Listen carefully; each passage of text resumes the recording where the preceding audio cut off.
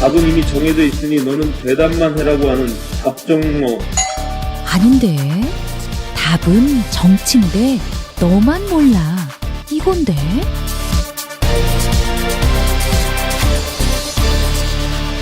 국민보좌관 김성회의 답정너.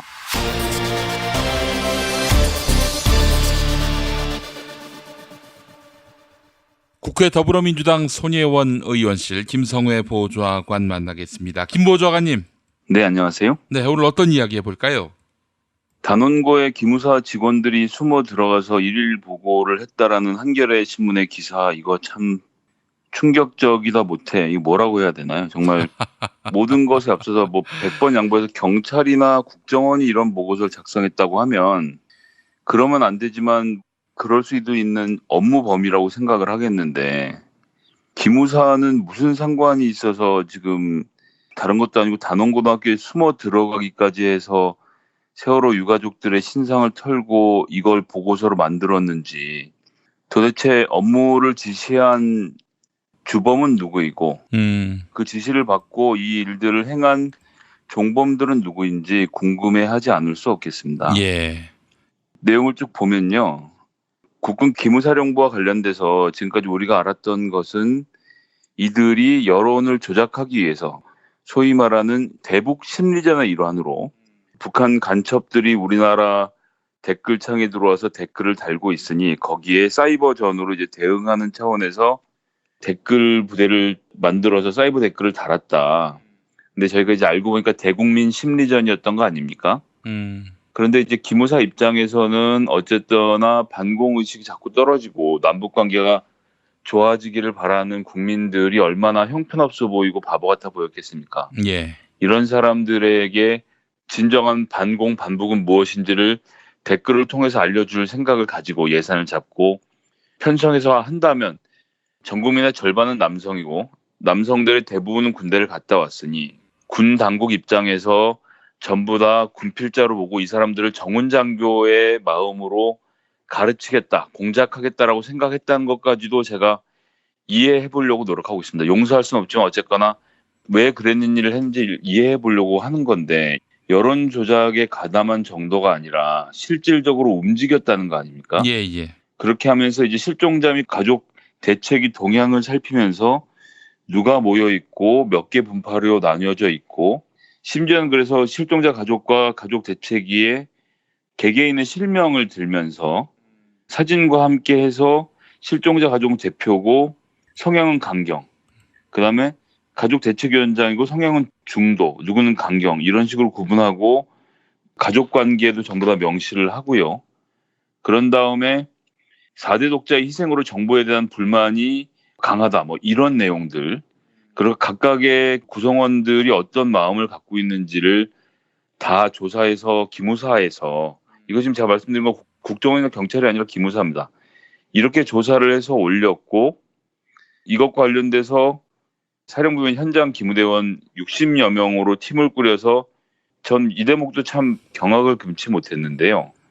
기무사 참모장, 육군소장을 TF장으로 해서 세월호 관련 TF로 확대를 한 다음에 유가족 지원, 탐색 구조 및 인양, 불순 세력 관리로 업무를 분장했다는 겁니다. 유가족 지원은 무엇이고 불순 세력은 무엇입니까? 언제부터 국군 기무사가 국민들의 활동을, 시민들의 활동을 이런 식으로 구분해서 관리해왔다는 겁니까? 이것도 자료를 모으는 수준이 아니라 직접 단원고에까지 찾아와서 이런 역할을 했다는 것. 이것도 대단하고요. 또 한 40대 어머니의 성향은 강경으로 분류하면서 이렇게 얘기를 합니다. 실종자 가족의 여론주도, 실질적 대표 자격 행사, 남편도 처의 극단적인 행동에 부담을 토로, 가치 있는 것을 깊이. 이거 직접 가서 인터뷰하고 땄다는 거 아닙니까? 이게 세금을 받고 할 수 있는 일인가요? 이런 사람들이 아직도 아마도 군대에 여기저기 남아있을 것 같은데, 게다가 이자들이 보수단체가 맞불 집회를 열 수 있도록 좌파 집회 정보를 제공해달라는 요청에 응해서 세월호 관련 시국 집회 정보를 우파 단체들에게 제공했다는 것이 또 이번에 드러났습니다. 이건 우파 단체의 정보 제공까지 하는 정도면 도대체 기무사는 뭐 하는 곳입니까? 저는 이 문제가 굉장히 심각하다는 생각이 드는 것은 기무사의 기본 역할을 벗어난 탓도 있지만 이런 일을 하려면 TF가 구성이 되면 TF 팀원들이 있지 않습니까? 그러면 기무사의 뭐 대령이니 중령이니 소령이니부터 시작해서 기무대원들까지 다 여기 참여를 해서 문서를 만들고 현장 지휘팀을 구성을 하고 사람들을 인터뷰하고 다 했을 겁니다. 그러면 군대니까 까라면 깐다라고 생각하시겠지만 어느 정도 범위가 있는 것이거든요. 그렇죠. 금도라는 것이 있고. 그렇습니다. 기무사가 몰래 부대에 잠입을 해서 소령이란 계급을 달고 기무사인 걸 속이고 현장 부대에 감찰을 나간다. 이런 건 얼마나 자연스럽습니까? 기강 확립을 위해서 군부대가 어떻게 일을 하고 있는지를 기무사가 몰래 들어가서 살펴보고 기무사가 그런 과정에서 정보를 수집하고 병사들을 인터뷰했다라고 하면 그것도 뭐 엄정한 법적 절차에 따라서 집행을 해야겠지만 그런 것도 아니고 이번 침몰에는 군은 아무런 상관이 없는 민간 선박의 침몰이었는데 여기에 대해서 기무사가 이렇게 자세하게 조사를 하는 동안 단 한 명의 이의 제기도 없었고 단 한 명의 문제 제기도 없었다는 것 자체가 저는 정말 경악스럽고요. 이 기무사라는 조직이 위에서 시키기만 하면 이 원스타가 직접 TF장을 맡아서 다 굴리니까 밑에는 뭐 말 그대로 까란 대로 깐 건데 예. 이런 식이라면 이게 좀 드러난 것만 이런데 무슨 짓을 했을 때 알 수 없는 거 아닙니까? 이런 사람들이라면 가서 정적을 제거하라고 했으면 제거를 할 사람이라는 생각을 들게 할 정도로 정말 저는 끔찍합니다. 그렇기 때문에 제가 몇 번 말씀드렸습니다만 이것을 군대에서 조사를 한다고 하는데 군대에서 제대로 할 수 있을지 지금 국방 사이버 댓글 사건 조사 TF에서 이걸 지금 밝혀낸 건데요. 이거는 군사법 체계에서 할 수 있는 영역의 문제가 저는 아니라고 생각하고요. 예, 예. 육사가 전부 다 점철되어 있는 군 검찰에서 할 수 있는 성질의 문제도 아니다라는 생각이고 검찰에서 이건 문제는 직접 들여다봐야 합니다. 왜냐하면 피해자가 민간인입니다. 피해자가 군인이 아니거든요. 그리고 민간인 사찰을 당한 만큼 단호하게 저는 처리할 문제로 보고 검찰이 이에 대해서 전면적인 수사를 즉각 실시하는 것이 첫 번째고요. 두 번째는 제대를 하고 예편을 했더라도 관련 책임자를 전부 다 찾아내서 리스트업을 해야 합니다. 그리고 단원고에 숨어 들어가서 단원고 가족들을 만나거나 혹은 이 정황을 염탐했을 것으로 보이는 이런 실무자급까지 전부 잡아서 처벌을 해야 합니다. 어떤 분들은 상명하복 체계에서 명령을 받아서 수행한 자에 대해서 그렇게 가혹하게 할 필요가 있느냐라는 질문을 하시겠지만 지금처럼 선이 모호한 것도 아니고 민간인 사찰이라는 육군 기무사가 절대 할 수 없는 일을 집행했다라고 하면 이런 사람들을 처벌하는 전례를 남겨야 다음번에 이런 유사한 일이 앞으로는 좀 벌어지지 않기를 강력하게 바라고 있고 그럴 일도 없다고 생각합니다만 세상 일은 모르는 것이니까요. 어쨌든 앞으로 이런 일이 벌어졌을 때 실무자가 난 처벌받을까 두려워 못하겠습니다라고 거부할 수 있는 명분을 만들어주고 또 나아가서는 이 일을 하느니 차라리 신고를 하는 게 낫겠다라고 생각하게 만들어서 국민신문고든 검찰이든 신고를 해서 이런 일을 할 수 없도록 그래서 이 문제는 시킨 주범을 고발하고 처벌하는 것은 당연하지만 그것에 못지않게 중간 관리자들 하부의 일을 실제로 집행했던 집행책들까지 전원 처벌하는 것이 매우 중요한 문제라는 말씀을 다시 한번 좀 강조해서 드리겠습니다. 예. 위에서 시켜서 까라고 해서 깠다. 이런 말이 성립이 될 수 없는 이유가 이등병이 나서서 부당한 지시를 폭로한 그런 선례가 있어요. 다른 것도 아니라 바로 기무사의 전신 보안사 때 벌어진 일이죠. 바로 1990년 윤석양 이등병이 민간인 사찰을 폭로했었습니다. 폭로된 명단에는 무려 1,300여 명의 이름이 올랐고 여기에는 심지어 당시 집권당 대표였던 김영삼의 이름도 있었습니다. 그래가지고 이 사건 때문에 보안사가 이름을 기무사로 바꾼 거 아닙니까? 그로부터 20년이 훌쩍 지난 시점에서 같은 일이 벌어진 거 아닙니까? 아직도 민간인 사찰을 하고 있다는 게 정말 전 뭐 보고도 믿겨지지가 않습니다. 어떻게 이렇게 할 수 있는 건지. 저는 사실 이게 박근혜가 직접 지시한 게 아니다 이렇게 얘기하면서 뭐 박근혜는 문제없는 일이다라고 얘기할지 모르겠지만 박근혜가 이렇게 인정사정 보지 않고 법도를 따지지 않고 마구잡이로 충성하는 놈들의 이 충성을 즐겨했다는 반증 아니겠어요? 그러니까 뭐 법이고 나발이고 관계없이 해서는 안 될, 금을 넘어가지 말았어야 할 민간인 사찰에까지도 손을 댔던 거 아니겠어요? 이건 용납해서는 안 됩니다. 이건 뭐 진짜 국기문란 정도가 아니라 나라를 팔아먹은 짓이다. 거의 이런 수준의 범죄로 간주하고 응당한 징벌이 따라야 할 것이라고 저는 생각을 합니다. 이것은 김 PD님 잘 말씀하신 대로 서로 경쟁이 벌어진 거거든요. 국정원과 기무사와 같은 이런 여러 가지 조직들이 경쟁이 벌어진 것이고 대통령이 불편해하는 사람은 다 가서 잡아놓고 다 가서 민간인 사찰하고 한 겁니다. 1990년이면 지금부터 무려 28년 전의 일인데요. 그때도 민간인 사찰을 하는 것이 문제가 됐던 겁니다. 그것은 있을 수 없는 일이라고 그 당시도 생각했기 때문에 문제가 됐던 것이거든요.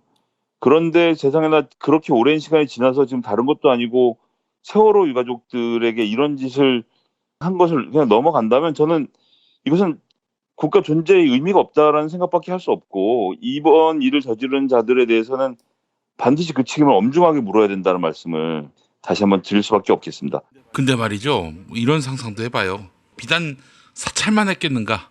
혹시 단원고에 생존한 학생의 아버지 어머니들하고 또 희생자의 아버지 어머니하고 갈라치기 하는 짓은 혹시 안 했는지, 뭐 기무사가 아니더라도 국가기관이 나서서 말입니다. 지금 말씀하신 대로 남편과 부인의 사이가 안 좋았다는 것까지 지금 다 알고 있는 거 아닙니까? 그거보다 한 발만 더 나가면 남편과 부인의 사이를 안 좋게 하는 것이 그다음 정보기관이 할 수 있는 일이거든요. 예. 그리고 이런 식으로 자연스럽게 접근해서 무슨 뭐 도와주는 사람이 그냥 들어가서 이런 일들을 저질렀다라고 생각하면 정말 목으로 송연해지는 겁니다. 이런 공작원들을 민간인이 어떻게 당해낼 방법이 있습니까? 이것은 말 그대로 공작인 거고 간첩들이 하는 짓거리인데 간첩 잡으라고 월급 받아놓고서 이런 짓거리를 하는 것을 그냥 둔다는 건 전 있을 수 없는 일이라고 생각하고요. 이 부분에 대해서는 어떤 TF나 이런 데에 맡겨서 대충 들여다보고 끝낼 문제가 절대 아니다라는 점. 예. 그래서 기무사가 어디까지 관여되어 있었고 어떤 내용을 주고받았는지에 대해서 끝까지 파헤쳐서 반드시 책임자들을 머리부터 발끝까지 다 처벌할 때만이 폭로를 한 것에 의미가 있다고 생각하고 그 전에는 절대 멈추지 않아야 된다는 말씀을 다시 한번 드리겠습니다. 이게 정말 참 듣고 보니까 상당히 심각한 사건이네요. 이건 진짜 빙산의 일각이 드러난 건데요. 전모가 다 드러나고요.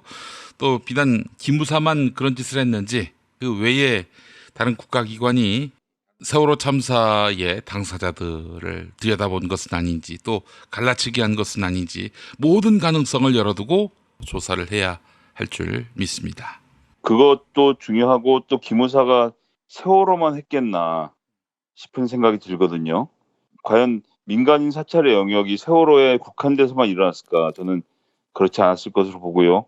그 외 부분들에 대해서 어떠한 민간 영역을 또 사찰하고 들여다봤는지를 낱낱이 까발려야 됩니다. 이건 지금 국가의 가장 중요한 대북 전력이 하라는 대북 공작과 대북 정보 사업들 그리고 심리전을 하지 않고 국민들을 상대로 심리전하고 국민들을 상대로 스파이짓 했다는 것을 만천하에 드러낸 거 아닙니까? 예. 절대 그냥 넘어갈 수 없죠.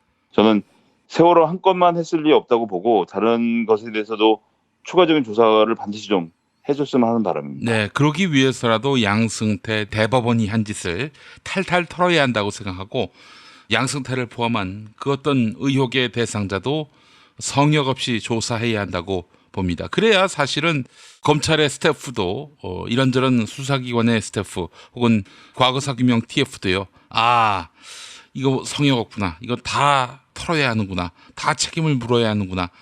그렇게 생각하지 않겠습니까? 누구 봐주고 누구는 수사 안 되고 누구는 조사가 불가능하고 이러면은 살아남을 틈을 찾으려고 그 자들이 온갖 흉계를 꾸미지 않겠는가 하는 생각이 듭니다. 그렇기 때문에 누구 하나 봐주지 않고 의혹이 있는 모두가 다 조사 대상이 되고 책임 추궁 대상이 될 수 있도록 확실한 그런 기강을 세울 필요가 있지 않겠는가 하는 생각이 듭니다. 네네. 마지막으로 드리고 싶은 말씀은 여기저기 털기만 하느냐라고 힐난하실 수도 있겠는데 지금 쭉 보시면 정말 있을 수 없는 일들, 기본적으로 해서는 안 되는 일들이 국가의 세금으로 이루어지고 있던 것이 너무 많았고 완전히 독립되어 있는 줄 알았던 사법부마저도 박근혜 정부에게 충성을 맹세하는 장면이 벌어졌던 것을 저희가 이제 알게 된 것 아닙니까? 좀 고통스럽고 시간이 걸리더라도 말 그대로 발본색원 뿌리까지 뽑아서 정말 나라다운 나라를 만드는 기초를 세운 일을 꼭 했으면 좋겠습니다. 예. 그러니까 대통령 믿고 좌고우면하지 말고 그냥 갈 길 가는 겁니다. 왜 누굴 봐줄 생각을 해요? 그러니까 검찰은 또 김명수 대법원장은 사심 없이 역사의 진실 앞에 모든 것을 내려놓고 그 흐름에 몸을 던질 줄 알아야 하는 건데 지금 너무 좌고우면하는 것 같아서 안타깝습니다. 군 기무사를 보더라도 국가가 총체적으로 기강이 해이해졌었다는 지난 정부의 그 실상들이 다 드러나고 있는 만큼 이거 그냥 눈 감고 넘어갈 일 아니다. 이 점을 분명히 하고 싶습니다. 예, 뭐 짧게 개헌 이야기 하나 더 해볼까요? 예, 개헌상을 시작하려고 하고 있는데 김성태 의원 어디 갔다 오셨는지 다른 나라에서 한 3년 살다 오신 분인 마냥 지금까지 했던 얘기와 정반대 얘기를 하고 있어요. 정말 당혹스럽기로 말로 할 수 없습니다. 그래서 이제 개헌에 대한 이야기를 하면서 중대 선거구제로 전환하는 건 뭐부터 시작해서 별의별 얘기들을 지금 다 하고 있죠. 본인들이 어떻게 하면 다음번에 살아남을까를 기준으로 헌법 개정을 하는 것은 안 됩니다. 지금 정치 체제에 대한 이야기만 하는 것이 아니고요. 개헌이라는 것은 기본적으로는 국민의 기본권, 우리의 인권 이런 것들을 어떻게 현실에 맞게 그려낼 것인지에 대한 기본 그림이 그려져야 하는 것이고요. 그러면서 정치 권력에 대한 문제도 함께 논의가 되어야 하는 것인데 본인들 선거 지고 나니까 다음번 총선에도 될 것 같지 않으니까 현역으로 살아남으려면 중대선거구제로 판을 키우고 우르르 한 당에서 두세 명씩 출마를 하면 현역인 본인들이 유리하겠다는 판단을 요 며칠 동안 한 것 같아요. 그래서 갑자기 이제 중대선거구제 얘기를 들고 나와서 여기서 또 논쟁을 벌이려고 하는데 야당은 이렇게 주장하기 전에 지난 전반기에 대통령이 그렇게 부탁하고 직접 안까지 만들어 설득하려고 했을 때 개헌에 대한 논의를 왜 하나도 하지 않았나. 그리고 지금 하반기에 펼쳐질 개헌만큼 중요한 여러 가지 민생 입법들 현안이 산적해 있는데 왜 이런 것에 대한 처리는 한마디도 하지 않고 있나. 여기에 대해서 답을 내놓는 것이 우선이라고 생각합니다. 저도 집에 아이를 키우지만 아이가 잘못을 하면 아이가 무슨 잘못을 했는지를 먼저 이야기하게 하고 거기에 대해서 야단을 친 다음에 그 다음 국면을 넘어가거든요. 근데 이건 지금 야단 맞으러 들어온 사람이 왜 잘못했는지는 얘기 안 하고 이건 됐고 다음 얘기합시다 이렇게 얘기하는 건데 국민들이 그 이야기를 들어주지 않습니다. 여기서 야단치는 주체는 물론 더불어민주당이 아니라 국민들입니다. 국민 앞에서 잘못한 것을 이실직고 하고 지금까지 어떻게 해서 그렇게 됐는지에 대해서 설명을 하고 정말 개헌에 대한 이슈를 얘기하려면 국민 기본권을 포함해서 대한민국 국민들의 인권을 어떻게 신장시킬지에 대한 마스터 플랜을 들고 놓아서 이야기를 했으면 좋겠다. 그리고 당장 발등에 불인 여러 가지 민생 현안들, 민생 입법들에 대해서 적극적인 협조의 자세를 먼저 보이는 것이 중요하겠다. 이 법들은 대부분의 경우는 자유한국당을 제외한 모든 당들이 합의한 법안들이고 법사위까지 가 있는 법안들입니다.